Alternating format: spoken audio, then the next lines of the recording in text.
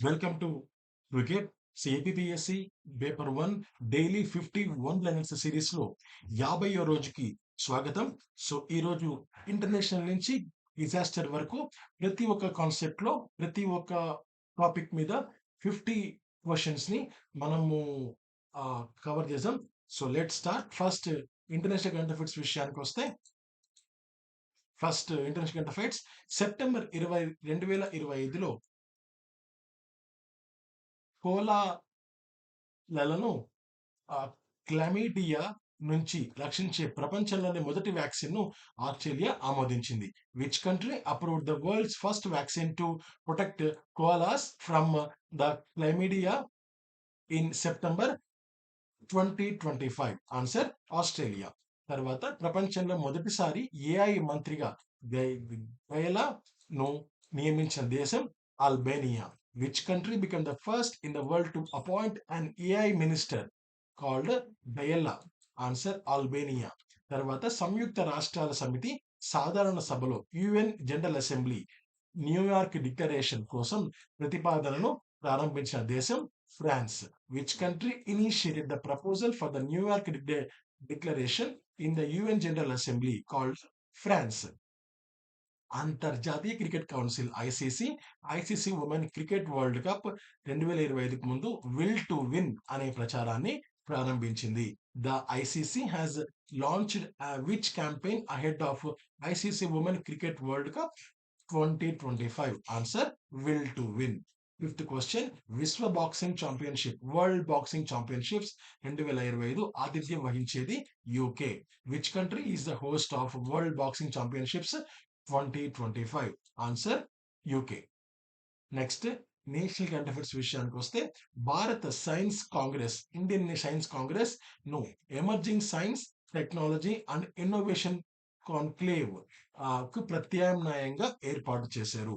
Which event has replaced the Indian science congress అంటే emerging science technology and innovation conclave.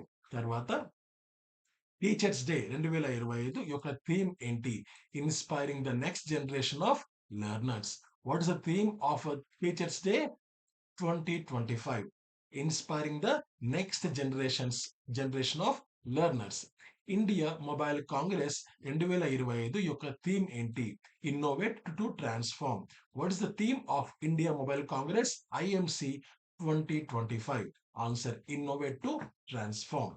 Fourth question, భారత coast guard నౌక ఆజ్ఞను విశాఖపట్నం ఆంధ్రప్రదేశ్ లో commission చేశారు. Where was the Indian coast guard ship ఆజ్ఞ commissioned?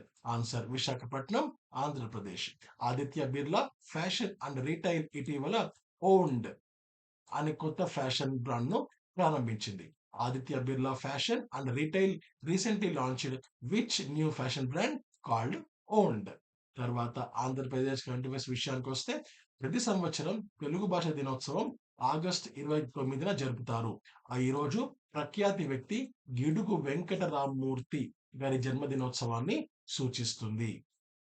Every year Telugu language day was celebrated on 29th of August. This day marks the birth anniversary of which famous personality? Answer Gidugu Venkata Rammurthy. Andhra Pradesh ఆరోగ్య మంత్రి అంతర్జాతీయ స్థాయిలో జరపబడుతున్న నమో వనం ప్రచారం భాగంగా ఏక్ పేడ్ మా కే నామ్ అనే ఉద్యమాన్ని అనంతపురం ఆంధ్రప్రదేశ్ లో ప్రారంభించారు. ఏక్ పేడ్ మా కే నామ్ అంటే అమ్మ పేరు మీద ఒక మొక్క అనేది మీనింగ్ వస్తుంది. So Andhra Pradesh health minister launched which initiative as the part of nation wide Namo Vanam campaign in Anantapur Andhra Pradesh called Ek Ped Maa Ke NAM.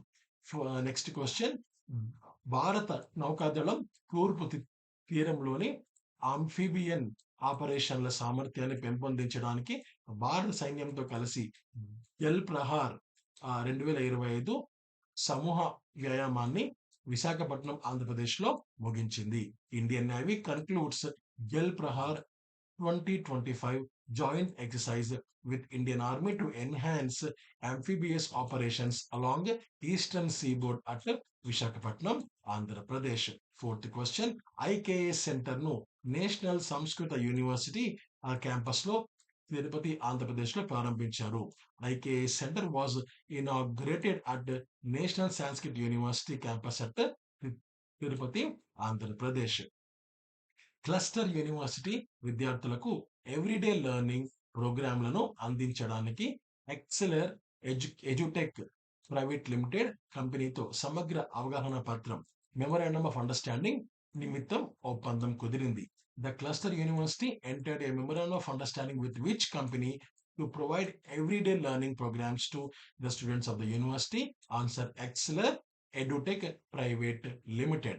Next science and technology విషయానికి వస్తే సముద్ర మట్టానికి సమీపంలో వాయుమండల ఒత్తిడి atmospheric pressure at sea level సుమారుగా 1 atmosphere. Atmospheric pressure at sea level is 1 ATM. వాయుమండల ఒత్తిడిని నిరంతరం record చేయడానికి బారోగ్రాఫ్ ను ఉపయోగించబడుతుంది. Which is used for the continuous recording of atmospheric pressure. Answer barograph. తన సొంత బరువుతో ఉండే అత్యంత సంయోచనీయమైన వాయువు ఏది? ఆన్సర్ గాలి. Which is the extremely compressible gas having its own weight. Answer air అన్నమాట. తర్వాత ఎవరైనా బెలూన్ పై కూర్చున్నప్పుడు బెలూన్ పేలడం బాయిల్స్ సూత్రం ద్వారా వివరణ చేయబడుతుంది. ఇది స్థిర ఉష్ణోగ్రత వద్ద గ్యాస్ పరిమాణం మరియు ఒత్తిడి మధ్య వ్యతిరేక సంబంధాన్ని వివరిస్తుంది. Which gas law explains the popping of a balloon after someone sits on it? Answer Boyle's law. Gas యొక్క పరిమాణం మరియు దానిలో ఉన్న పరిమాణం మధ్య ఉన్న సంబంధాన్ని వివరిస్తే దాన్ని అవగాడ్రో సూత్రం అంటారు. So which law explains the relationship between the volume of gas and the substance present in it? Answer Avogadro's law. History విషయానికి వస్తే అన్ని వేదాలకు ఆధారం ఏది అంటే answer Rigvedam. Which one is the foundation of all Vedas? Answer Rigvedas. 4 వేదాలలో అథర్వణ వేదం వేద త్రయంలో భాగం కాదు. 4 వేదాల్లో అథర్వణ వేదం కాకుండా ఋగ్వేదం, యజుర్వేదం, సామవేదం ఆ 3 వేదాలని వేద త్రయం అని పిలుస్తారు. Among 4 Vedas, which one is not a part of Vedatrayi? Answer Atharvana Veda. Sarnath లోని లయన్ క్యాపిటల్ మహారాజా అశోక్ కు సంబంధించింది. The lion capital of Sarnath belongs to which king? Answer is Ashoka. 4th question, July 2021లో ఇండస్ సివిలైజేషన్ లోని Dholavira UNESCO world heritage site లో జాబితాలో చేర్చబడింది. Which Indus civilisation site is included in the UNESCO World Heritage List in July 2021? Answer Dholavira. 5th question, రెండవ బౌద్ధ council వైశాలిలో నిర్వహించబడింది. Where was second Buddhist council held? Answer Vaishali. ఇక్కడ second they ఎందుకు అంటే మొత్తం కలిపి మనకు బుద్ధిస్ట్ కౌన్సిల్స్ మొత్తం మనకు ఇప్పటిదాకా 4 జరిగాయి. సో అయితే రెండోదే ఎందుకు అంటే ఎక్కువ సార్లు రిపీట్ అయిన బిట్ ఇదే అనమాట. సో అందుకే నేను ఇది మీకు ఇవ్వడం జరిగింది. ఇది వైశాలిలో జరిగింది. నెక్స్ట్ జాగ్రఫీ విషయానికి వస్తే వాయుమండలంలోని కార్బన్ డైఆక్సైడ్ పరిమాణం సుమారుగా ఎంత? 0.03%.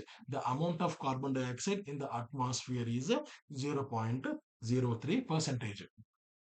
భూమండలంలోని స్ట్రాటోస్ఫియర్ లోని ఓజోన్ పర్వత సూర్యుని నుంచి వచ్చే అల్ట్రావైలెట్ కిరణాలను శోషిస్తుంది. Which layer of the atmosphere absorbs ultraviolet rays? Answer ozonosphere. That is ozonosphere ఎక్కడ ఉంటుంది? స్ట్రాటోస్ఫియర్ లో ఉంటుంది. నెక్స్ట్, అంతర్జాతీయ అంతరిక్ష station international space station thermosphere లో స్థాపించబడింది. International space station is located in the thermosphere. తర్వాత మన వాయు మండలపు అప్పర్ లిమిట్ ను ఎక్సోస్ఫియర్ అంటారు. Which is the upper limit of our atmosphere? Answer is exosphere. భూకోణం ఉపరితలం నుండి 50 నుండి 80 కిలోమీటర్ల ఎత్తులో విస్తరించిన పొరను మీసోస్ఫియర్ అని పిలుస్తారు. The layer which ranges from 50 to 80 kilometers in height from the surface of the earth is called a mesosphere. Let's move to polity. భారత రాజ్యాంగం ప్రకారం రాష్ట్రం స్టేట్ అంటే ఏంటి? ఒక నిర్దిష్ట భూభాగాన్ని ఆక్రమించి సార్వభౌమ ప్రజలను ప్రతినిధి చేసే రాజకీయ సంస్థ అని అర్థం. So the meaning of a state with reference to Indian constitution, it reference to A political institution that represents A sovereign people who occupy A definite territory. భారత రాజ్యాంగంలో మార్గదర్శక సూత్రం, గైడింగ్ ప్రిన్సిపల్ గా పరిగణించబడేది ఏది? Preamble. Which one is treated as a guiding principal in the Indian constitution? దీనికి answer preamble. ఇక్కడ supreme court విషయానికి వస్తే, సుప్రీం కోర్టు ప్రియాంబుల్ ని ఫస్ట్ ఒక కేసులో ఆ ఈ ప్రియాంబుల్ అనేది ఇండియన్ కాన్స్టిట్యూషన్ లో భాగం కాదు అని చెప్పింది. తర్వాత వాళ్ళ చెప్పిన యొక్క తీర్పుని వాళ్ళు రివర్స్ చేసుకొని ప్రియాంబుల్ అనేది ఇండియన్ కాన్స్టిట్యూషన్ లో ఒక భాగమే అని అగైన్ వాళ్ళు దాన్ని అలా తీర్పు ఇవ్వడం జరిగింది.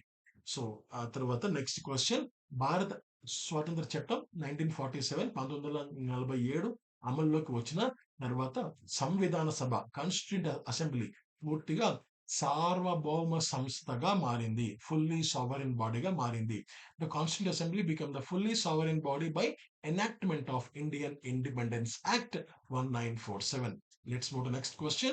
భారతదేశంలో గౌరీ ప్రొహిబిషన్ యాక్ట్ ను 1961 సంవత్సరంలో అమల్లోకి తీసుకొచ్చారు. Gauri prohibition act was passed in India in 1961. భారత రాజ్యాంగంలోని ఆర్టికల్ 338 ప్రకారం జాతీయ షెడ్యూల్డ్ కులాల కమిషన్ ఏర్పాటు చేయబడింది. Under which article of the Indian constitution the national commission for the scheduled caste been constituted? Answer is article 338. తర్వాత ఎకానమీ విషయానికి వస్తే, ప్రభుత్వం మార్కెట్ నుండి తీసుకునే కొత్త అప్పులు మరియు గతంలో తీసుకున్న అప్పుల చెల్లింపుల మధ్య ఉన్న తేడాను దేశీయ నికర అప్పు, నెట్ బారోయింగ్ అట్ హోమ్ అని పిలుస్తారు. The difference between the governments borrowing from the market and it's repayment of past loans is called as a net borrowing at home. తర్వాత ఓపెన్ ఎకానమీలో ప్రధాన వాణిజ్య భాగస్వామి దేశం యొక్క వృద్ధి రేటు తగ్గితే దాని ఫలితంగా ఎగుమతులు ఎక్స్పోర్ట్స్ తగ్గే అవకాశం ఉంటుంది. In an open economy a decrease in growth rate of a major trading partner is likely to result in a decrease in exports. తర్వాత కాల వ్యవధి ప్రకారం కొలవబడే ఉదాహరణకు ఆదాయం, ఖర్చులు, ఉత్పత్తి లేదా వినియోగం వంటివి పరిమాణాన్ని సూచించే భావనలో ఫ్లో కాన్సెప్ట్ అని పిలుస్తారు. Which concept refers to a variable that is measured over a time such as revenue, expenses, production or consumption? Answer flow concept. Fourth question, ప్రభుత్వం పబ్లిక్ సెక్టర్ బ్యాంకుల్లో తన వాటాలను విక్రయించడం ద్వారా పొందే ఆదాయాన్ని రాజధాని ఆదాయం అంటే క్యాపిటల్ రిసీట్ పరిగణిస్తారు. సో ఇది రాజధాని ఆదాయం కాదు, బట్ పెద్ద ఆదాయం అన్నమాట. So this investment of a public sector banks by the government is treated as a capital receipt. తర్వాత ఫిఫ్త్ క్వశ్చన్, ప్రభుత్వం తన ఖర్చులను తీర్చడానికి ఎక్కువగా అప్పు తీసుకోవడం వలన ప్రైవేట్ రంగం పెట్టుబడుల కోసం అవసరమైన నిధులు తగ్గిపోవడం అనే పరిణామాన్ని క్రౌడింగ్ అవుట్ ఎఫెక్ట్ అని పిలుస్తారు.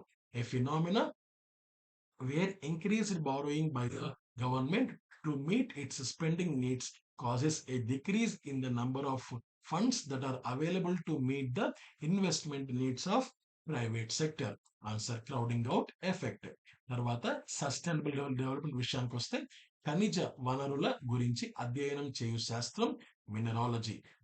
The science that studies mineral resources called mineralogy. తర్వాత ప్రపంచ పర్యావరణ దినోత్సవంను జరుపుకునే రోజు June 5. World environment day is celebrated on June 5th. తర్వాత ప్రపంచ వాతావరణ ఆరోగ్య దినం September 26. The world environmental health day is September 26th. Ecosystem అనే పదాన్ని మొదటిసారిగా ఉపయోగించిన శాస్త్రవేత్త ఏజీ టాన్స్లే 1935లో. The scientist who first used the term ecosystem called the A.G. Tansley 1935. అంతర్జాతీయ పులుల దినోత్సవం జూలై 29న ఉంటుంది. ఇంటర్నేషనల్ టైగర్స్ డే జూలై 29 అన్నమాట. And let's move to disaster management. Last point, భూపాతాలు దేని వల్ల సంభవిస్తాయి? ఆన్సర్ వర్షపాత సాంద్రత, అడవులను నరకటం. Landslides occur due to rainfall intensity and the deforestation. తర్వాత ఏ ప్రాంతాల్లో భూపాతాలు ఎక్కువ ప్రాణ ఆస్తి నష్టం కలిగిస్తాయి. హిమాలయ పర్వతాలలో సహా ఇండియాలోని పర్వత ప్రాంతాలు. In which regions do land slides cause the greatest loss of life and property in the mountainous regions of India, including the Himalayan mountains. And next question, భూపాతం కలగడానికి కారణం జలాశయంలో మార్పు, భూగర్భ జలంలో కదలిక. Change in the reservoir levels and the movement of ground water. Fourth question, భారతదేశంలో దుమ్ము తుఫానులు ఏ నెలలో ఎక్కువగా వచ్చును? Answer May. In which month do dust storms occur most frequently in India? Answer is May. కరువు ముప్పు ప్రాంత కార్యక్రమాన్ని ప్రారంభించింది ఎప్పుడు? Answer 1974. When was drought prone area program launched? Answer 1974. So thank you so much. Have a great day. Namaste. Jai Hind.